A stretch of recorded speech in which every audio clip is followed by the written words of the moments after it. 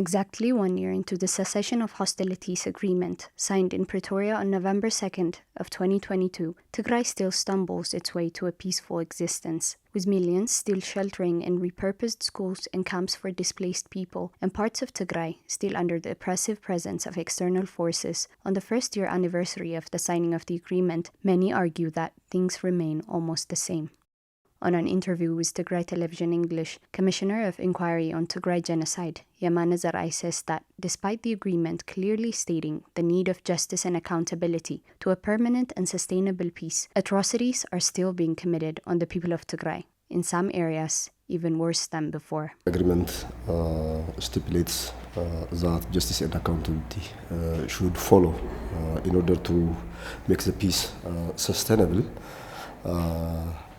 And it has about 2 articles there which talks about justice and accountability in general should be a focus one, and especially the GBV, gender-based violence cases, also should be focused, and justice as well as rehabilitation and recovery to those victims should follow.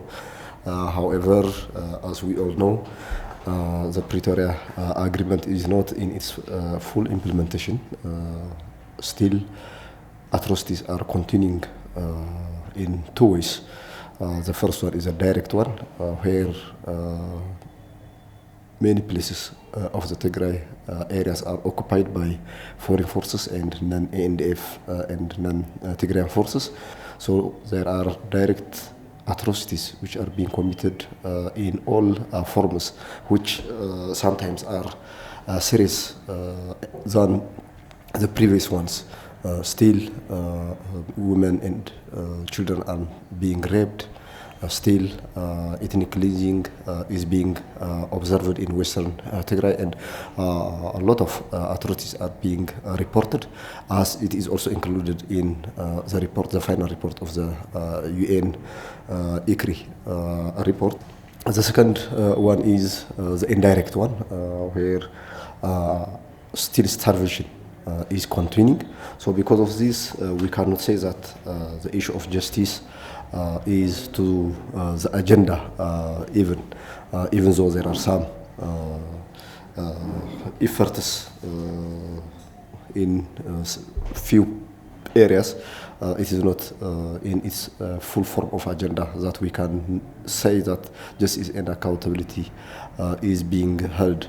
The Pretoria Agreement states that the issue of justice and accountability should be dealt with transitional justice mechanisms based on the African Union Transitional Justice Policy. But Yamane thinks that the document on transitional justice in Ethiopia, which was drafted by the Ethiopian Ministry of Justice before the signing of the Pretoria Agreement, and other initiatives on the need of transitional justice presented by the Ethiopian Human Rights Commission, have several limitations, and that it ignores the special case in Tigray. Before entering into such exercise, into issues of justice and issues of political dialogue, 2 big things should be done. The first one is the constitutional order.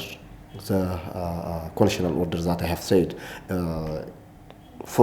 illegal forces should leave Tigray. Because that one is the one which ensures the silencing of the gun. The second one is returning of people to their home. That is a minimum precondition for a normal life. After that you can talk about transitional justice and other components of the justice. This is one. Secondly, as I have said, Tigray is not fully represented in Ethiopia. So without being represented in Ethiopia, it cannot be abided by policies which are done by Ethiopian forces or Ethiopian authorities, where it is not represented. Issues of representation is very necessary.